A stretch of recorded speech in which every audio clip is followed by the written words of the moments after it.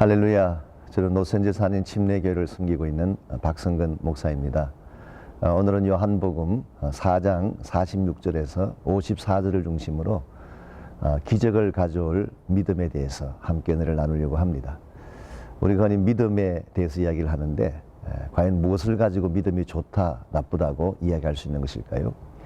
일반적으로 외적으로 열심을 낸다든가 예배 잘 참석을 하고 또 기도에 참석을 하고 또 외적인 경건성을 가지게 되면 믿음이 좋다고 이야기를 합니다. 그러나 과연 그와 같은 외적 종교적인 성향만 가지고 믿음을 평가할 수가 있을까요? 저는 그럴 수 없다고 생각합니다. 참된 믿음은 위기 앞에서 드러나는 것입니다. 문제가 찾아왔을 때 이것을 어떤 자세로 어떻게 해결하느냐에 따라서 믿음의 실체가 나타날 것입니다. 이런 의미에서 우리가 바른 믿음을 가져야 되는데 과연 능력을 가져오고 기적을 가져올 믿음은 어떤 것일까요? 여기에 대해서 오늘 함께 은혜를 나눠보려고 합니다.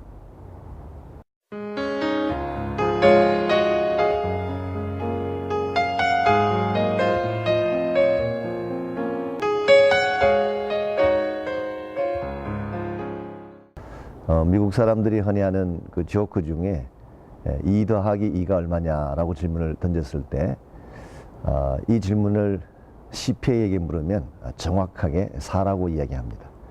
근데 동일한 문제를 수학자에게 질문하면 수학자는 3과 4 사이의 어느 지점일 것이라고 철학적으로 대답을 합니다.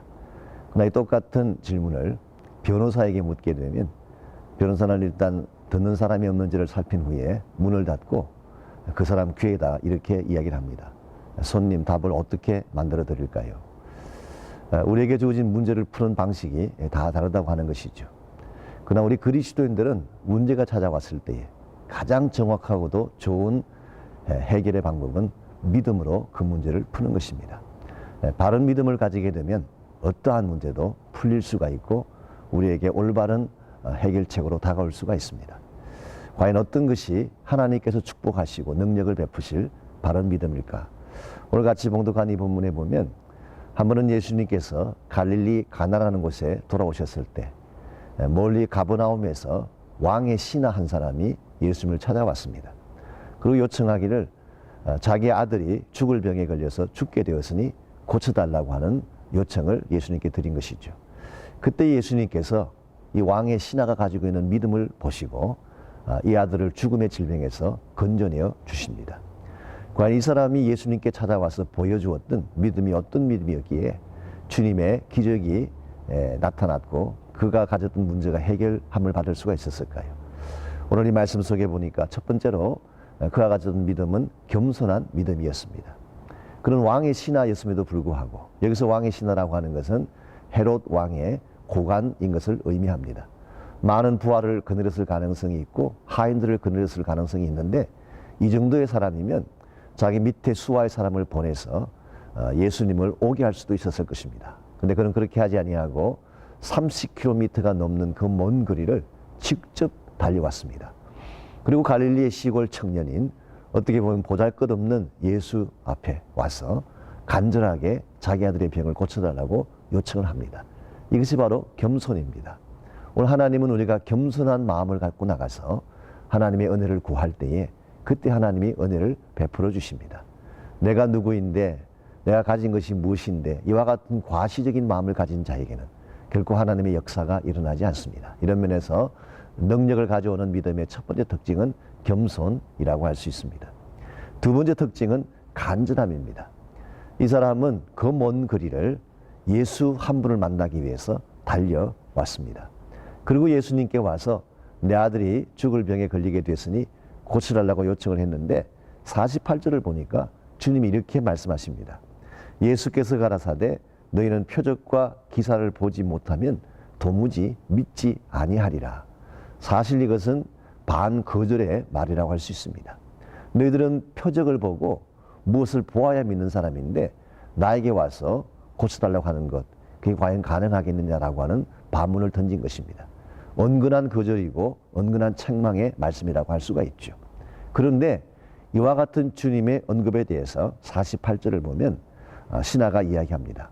내 아이가 죽게 되었으니 빨리 오셔서 고쳐주십시오. 이게 소위 말하는 간절함입니다. 주님께서 나를 도와주지 아니하면 달리는 길이 없다고 하는 고백이라고 할 수가 있죠. 오늘 하나님은 우리가 정말 데스퍼릿하게 간절함을 가지고 주님께 나아가서 요청하고 간구할 때에 하나님이 역사를 베풀어 주십니다. 우리 복음서에 보게 되면 스르보닉의 여인이라는 여인이 나옵니다. 그에게는 귀신 들린 딸이 하나 있었는데 한 번은 예수님을 만날 기회가 있었습니다. 그때 주님께 나아가서 자기 딸을 고쳐달라고 요청했더니 예수님 뭐라고 말씀하셨습니까? 자녀에게 줄 떡을 개에게 줄 수가 없다.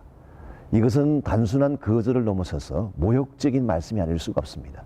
이방 여자이기에 개라고 표현한 것인 줄 압니다마는 이것은 그 여인에게는 굉장히 충격적인 냉혹한 거절의 음성이 아닐 수가 없습니다.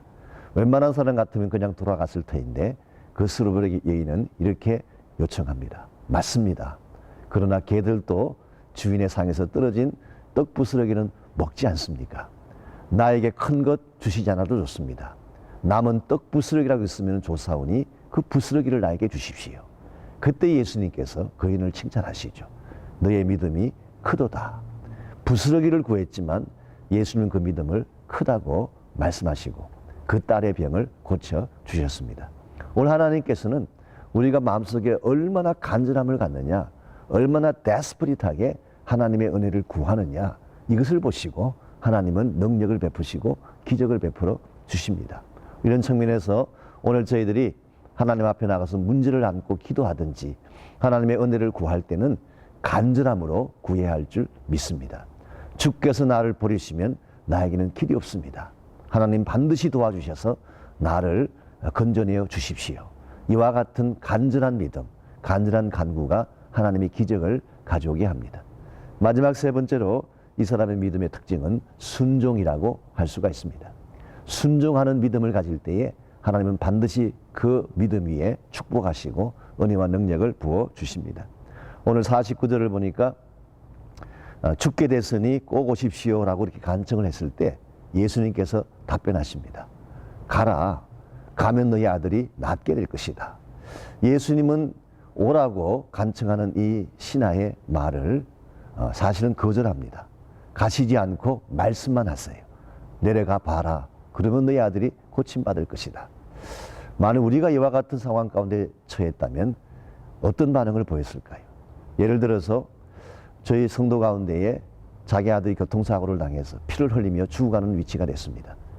그 사람이 저에게 와서 목사님 너무 급합니다. 내 아들이 죽게 됐으니 빨리 병원으로 오셔서 기도를 좀 해주십시오.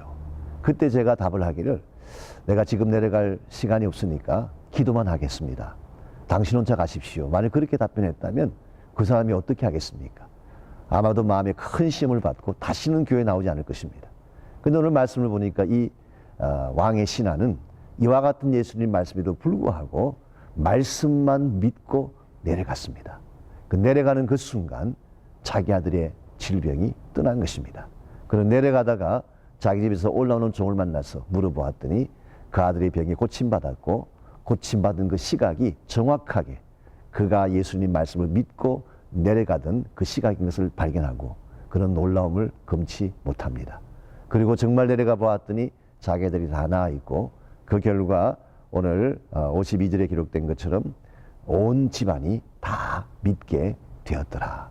이게 바로 믿음이 가져온 역사라고 할 수가 있습니다. 오늘 우리 인생 가운데도 수많은 문제들이 우리를 기다리고 있습니다. 그러나 바른 믿음만 가지면 어떠한 문제든 극복되지 아니할 문제는 존재하지 않습니다. 우리가 참으로 겸손하고 간절하고 그리고 주께서 말씀하시면 무엇을 말씀하시든 순종함으로 발을 내딛겠다고 할 때에 오늘도 우리의 인생 가운데는 믿음이 만들어내는 기적들이 일어날 수가 있습니다. 그런데 한 해 동안에 많은 문제들, 많은 위기들이 찾아오겠지만 바로 이 진실한 믿음을 가지고 승리하시는 이런 모두가 되시기를 주의 이름으로 축원합니다. 우리 같이 기도하겠습니다. 하나님, 우리에게 바른 믿음을 주셔서 문제가 찾아오고 위기가 찾아올지라도 이 믿음을 통하여 문제를 정복할 수 있는 우리 모두 되게 하여 주시옵소서. 예수님의 이름으로 기도하옵나이다. 아멘.